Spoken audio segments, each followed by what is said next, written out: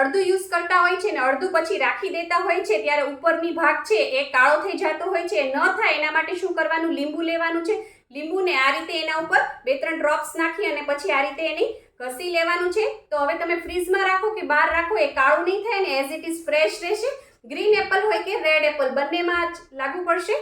ત્યારબાદ જો આ રીતે સ્લાઇસ કરીને દેતા હો તો સ્લાઇસ ઉપર પણ આ રીતે રફ કરી દો. બાળકોને લંચ બોક્સમાં આ રીતે ટુકડા કરીને દેતા હો તો ટુકડા ઉપર પણ થોડો લીંબુનો રસ રાખીને મિક્સ કરી દો.